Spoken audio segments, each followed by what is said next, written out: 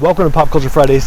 This week I'm talking about Killing Eve. I just finished season 2. Now I know that season 3 is available on Amazon Prime. It aired on the BBC recently and you can buy it on Amazon Prime. I haven't done that yet, so I'm just talking about season 1 and 2, and there are going to be spoilers. We all know that it's great if you've seen it. Phoebe Waller-Bridge, she's great. Fleabag was great. This is great. So there's your review. It's great. But there's one thing I wanted to talk about because it's something that kind of at first bugged me a little bit about Killing Eve. And by the end of season 2, it sort of became obvious to me that maybe Phoebe Waller-Bridge was completely aware of this, and it's something that I wonder if you've caught. So let me just get this off my chest here.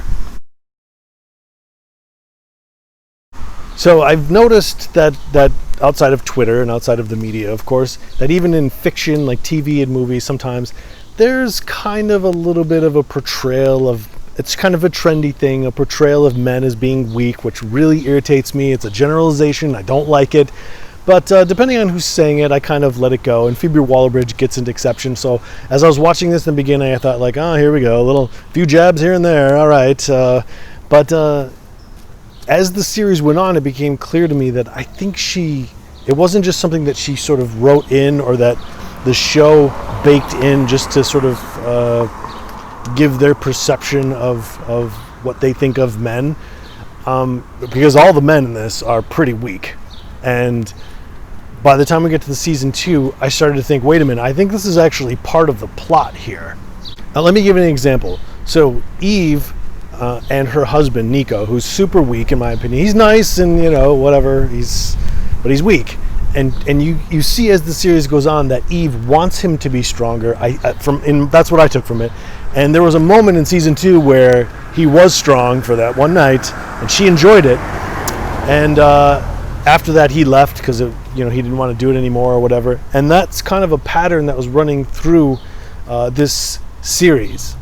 Now, this series, if you're not familiar, it's about Eve, who is an American married to a Brit, living in London, working for MI6, chasing Villanelle, the assassin, the hot assassin, played by Julia Comer, I think.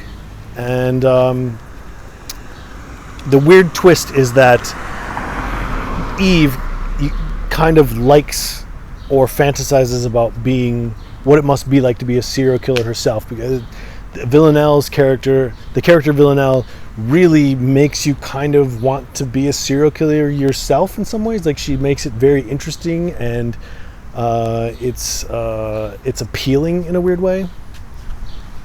So anyway, there's a lot of violence, and almost all of the violence is committed by a woman. So weak men, women committing the violence, and it's brilliant.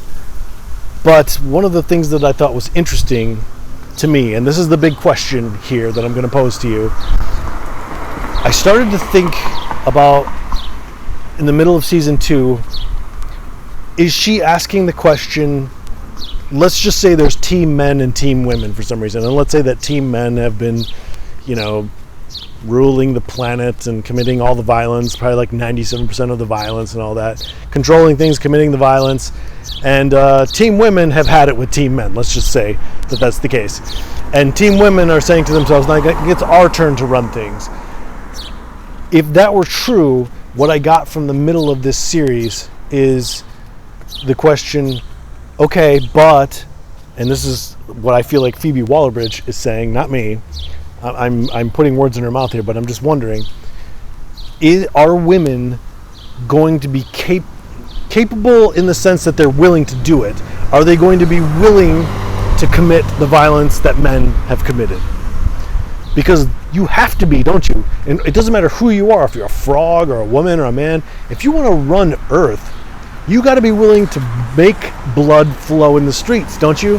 And I felt like this is kind of what it's about. And by the end of season 2, you have Eve and Villanelle, who are trying to run off with each other. Villanelle wants Eve to come away with her. Eve's like, you made me kill someone, I stabbed you, this is not who I am, I'm done. And Villanelle shoots her. Now, I don't know if she lives or dies. I would imagine because there's a season 3, she survives. But to me, that was Villanelle saying, like, I'm the woman, I'm willing to commit the violence, I'm willing to take women to the next level, to be in control. I can commit those crimes, I can do those horrible deeds. You're not, you're the weak, you're the past, boom, you're gone. Now, I don't know if that was something Phoebe Waller-Bridge was conscious of, but it made it such an interesting twist to me that I would love to sit down and talk with her about it. So if for some reason you happen to watch this, please call me. That's all I have for you this week. Make sure you check out Art City Now. It's another podcast. You can go to thisiswhereyouare.com to find everything. I've got lots of projects popping, lots of things happening.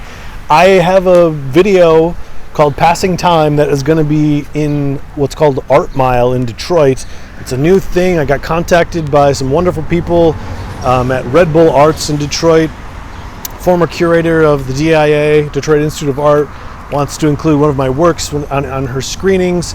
I'm just learning about this. I found out about it yesterday, so check out Art Mile. I'll put the link down below. Check it out at Culture Fridays for this program on Twitter, at Pop Culture Fridays on Instagram.